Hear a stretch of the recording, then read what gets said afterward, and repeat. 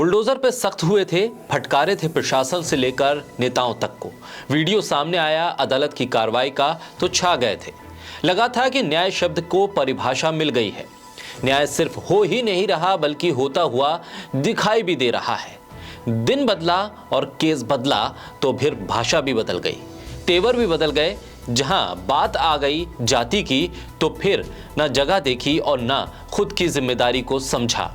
बस लगे बताने के लिए कि आप निकम्मे हो, नौकरी जो आप कर रहे हो वो एहसान में मिली है। ये जताने के जतन में हंसी ठाकों ने सब संदर्भ सहित व्याख्या कर दी कि संविधान के तहत सब बराबर हैं वाले अधिकार को हासिल करना इस दौर में कितना मुश्किल है जाति के सहारे सम्मान से जीना। सामाजिक न्याय के दायरे में दबे कुचले वंचित और शोषितों को आगे बढ़ाने के लिए जिस आरक्षण के संवैधानिक अधिकार का मखौल उड़ाया गया, न्याय के मंदिर में जहां अदालत में न्यायाधीशों ने वकीलों और तमाम लोगों के बीच में संविधान में दिए गए अधिकारों का हनन ना हो, ये चेक एंड बैलेंस बनाना जिस अदालत की जिन न्यायाधीशों की जिम्मेदारी है, वही जब संविधान का माहौल बनाने लगे तो बताइए आखिर कहां मिलेगा न्याय। बोलता हिंदुस्तान पर मैं हूं आपके साथ मिर्जा शाकिर अली बेग। 23 नवंबर 2022 को पटना हाई कोर्ट में पारिवारिक विवाद केस के दौरान जज संदीप कुमार की कोर्ट की लाइव स्ट्रीमिंग चल रही थी और इस लाइव स्ट्रीमिंग का एक वीडियो सामने आया जिसमें वो पूछते हैं, भारती जी रिजर्वेशन से नौकरी पर आए हैं क्या? और इसके बाद कोर्ट में ठाके गूंजने लगते हैं। वकील कहते हैं 2 नौकरी के बराबर कमा लिया होगा। जज कहते हैं इन लोगों से कुछ नहीं होता, जो कमाया है वो सब खर्च कर दिया होगा। भारती जी रिजर्वेशन पर आए थे नौकरी में क्या? जाइए समझ गए नाम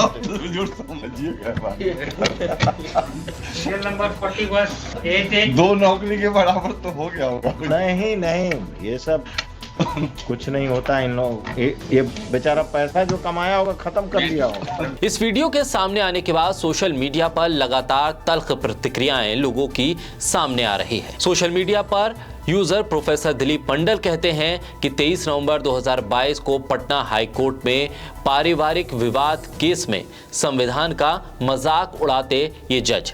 साथ ही दिलीप मंडल महामहिम राष्ट्रपति से जज को बर्खास्त करने की गुजारिश भी करते हुए इस ट्वीट में नजर आते हैं। कई यूजर्स इस वीडियो के सामने आने के बाद कोलिजियम सिस्टम पर भी सवाल खड़े कर रहे हैं और कह रहे हैं कि कोलिजियम सिस्टम के दायरे से आने वाले जज इसी तरह की प्रतिक्रियाएं देती हैं और जो जज इस सिस्टम से आते हैं उनकी नियुक्ति सही नहीं है।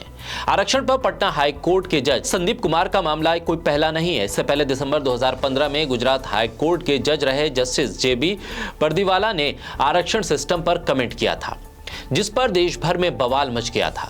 उन्होंने टिप्पणी पाटीदार नेता हार्दिक पटेल के खिलाफ लगे राजद्रोह के केस के मामले की सुनवाई के दौरान किया था। जस्टिस पर्दीवाला ने कहा था कि अगर कोई मुझसे देश को बर्बाद करने वाली या उसे सही दिशा में तरक्की करने से रोकने वाली 2 चीजों का नाम पूछे तो मैं कहूंगा आरक्षण और भ्रष्टाचार। इस टिप्पणी से नाराज 58 राज्यसभा सांसद जस्टिस पर्दीवाला के खिलाफ महाभियोग की कार्रवाई शुरू करने के लिए प्रस्ताव लाए थे। महाभियोग प्रस्ताव लाए जाने के बाद जस्टिस पर्दीवाला ने अपने जजमेंट से आरक्षण को लेकर दिए गए कमेंट को ये कहते हुए हटा दिया था कि ये प्रासंगिक और जरूरी नहीं है।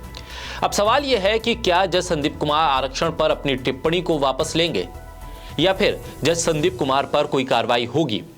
उससे भी बड़ा सवाल यह है कि आखिर सामाजिक न्याय की अवधारणा कब साकार हो पाएगी।